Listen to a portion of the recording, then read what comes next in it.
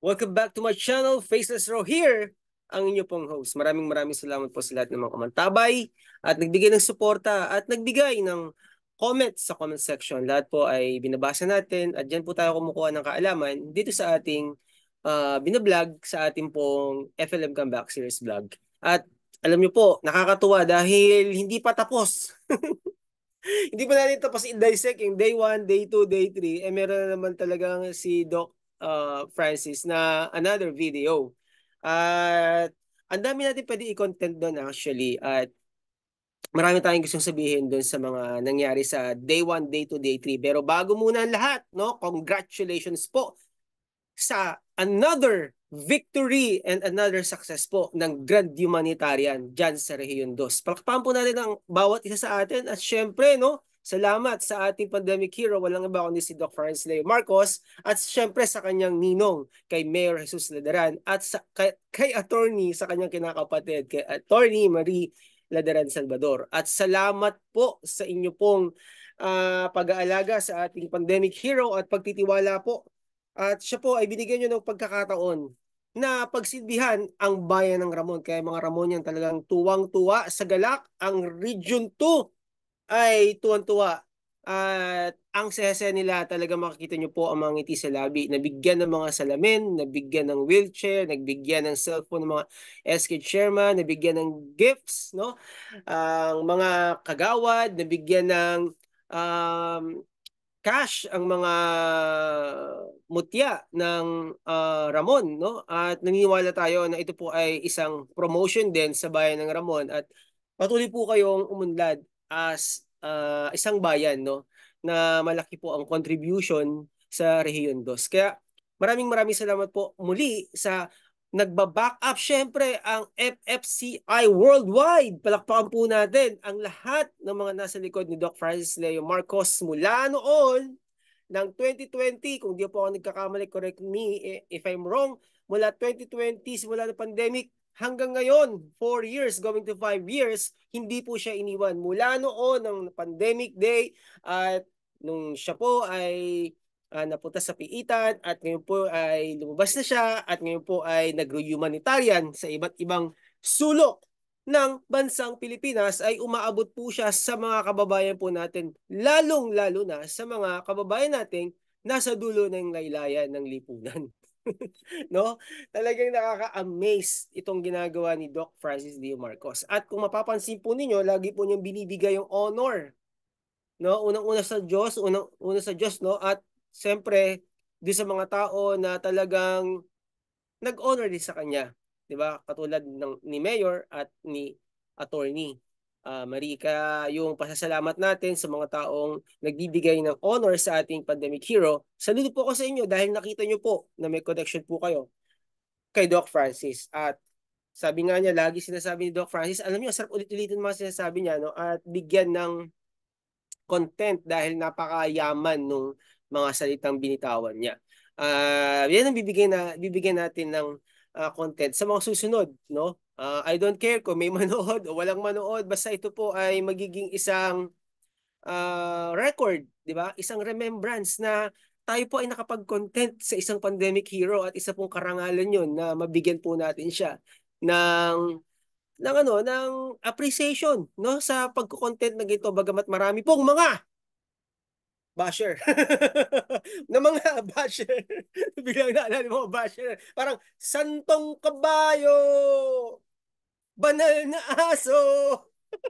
Natatawa ako. Sa'yo. Guys, pasensya na kayo sa boses ko ha. Pag kumanta kasi ako, hindi talaga ako singer, no? Yung asawa ko talaga ang singer.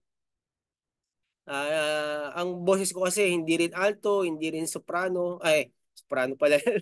Tama, hindi tenor, no, lalaki. No, ang boses ko kasi baritone. Alam niyo, baritone, pantay lang. Wala umpisa hanggang sa dulo, pantay lang, walang rising and ano no.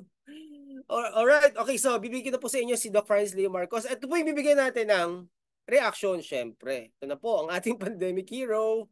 Walang iba kundi si Doc Francis Leo Marcos. At syempre, titignan natin kung meron sound. Mahirap pong makinig. Walang sound. Alright. Let's welcome Maraming salamat po. our pandemic hero, Again, Doc Francis Leo Francis Marcos. Leo Marcos po.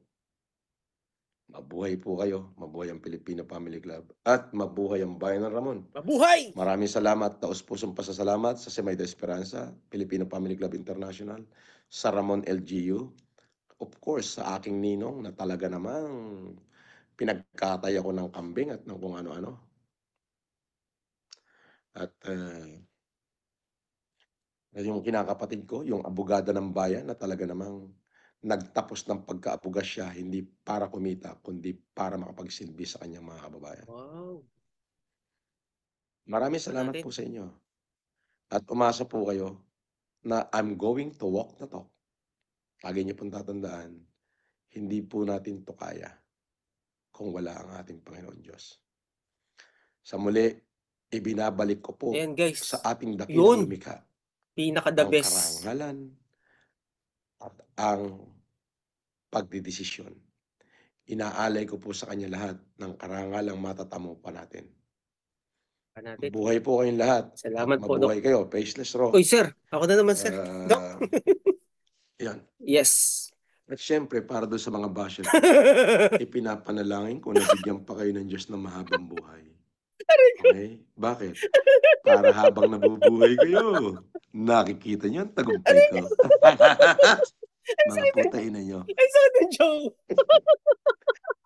Ako yung pinakasutil na anak ng Diyos. Bakit? Katatapos ko lang manalangin eh. Katatapos ko lang ibalik sa kanya yung karangalan. Minura ko na naman yung basher ko eh. Bubusin natin. Doc Francis, maraming salamat po. Palapakan natin si Doc Francis Leo Marcos. Doc, thank you. Alam mo bakit ako tawa ng tawa? Kasi sakto no, yung mga basher. Sabi, kasi may nagsulat dito sa basher. Ayang, sabi, fanatic daw ako. Ayun, yung mo, yung doc mo. Mura ng mura. Mura daw ng mura si Doc Francis. Yung mo, yung doc mo, mura ng mura. Minumura si Diwata. Minumura si Diwata. Alam mo, minsan naiisip ko, no? Natatawa talaga ako. Kasi tignan nyo hindi naman sinasabi ni Doc Francis na wala siya kasalanan. Wala akong narinig na, hindi ako nagkasala. Wala siya sinabing ganun. Hindi ako nagkakasala. Lahat ng tao nagkakasala. Hindi ako nagkakamali. Lahat ng tao nagkakamali araw-araw, di ba? Ay, nako. Kaya ang sabi niya doon, di ba? Siya ang pinakasutil na anak ng Diyos. Pagkatapos lang doon niya magpasalamat sa Panginoon, di ba? Binigay ang karangalan. Biglang binanatan niya yung kanyang mga bashers. Ano ba't ako natatawa? Ganito kasi yan, ano? Marami po kasing, meron akong kilala, hindi naman nagmumura. Lagi nagbabasa ng Bible. Pero pag nasa loob ng bahay, mura ng mura. Di ba? Parang, hindi ko sinasabi, I'm not promoting yung pagmumura, no? Katulad yung sinabi nung basher kanina, yung idol mo. Sugal na sugal. Nasa casino. Hindi ko naman, I'm not condoning sugal or pagmumura. I'm not, no, promoting that. Ang sinasabi ko po dito, bago po tayo magpuna, siguraduhin po natin, na wala din tayong ganun. Kasi mamaya, hindi nga tayo nagmumura sa social media puro mura naman nasa loob tayo ng bahay, mura naman tayo ng mura. At saka ang dumi ng isip natin. Di ba? Hindi nyo kasi nasundan.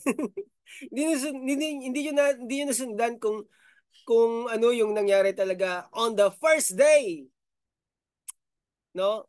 On the first day na binigyan ng advice ni Doc Francis Leo Marcos si Diwata at ang binira niya ay mga vlogger. Okay? On the second day, doon niya binira si Diwata at yung mga vlogger. Bakit niya binira? Kasi nga, doon sa nakita niya mga video na nag-attitude si Diwata. O wag po kayo magagalit kung nag-attitude ng sinabi ko dahil lahat po tayo may attitude. Kahit sobrang banal ka pa, 'di ba? Banal na aso. Santong kabayo.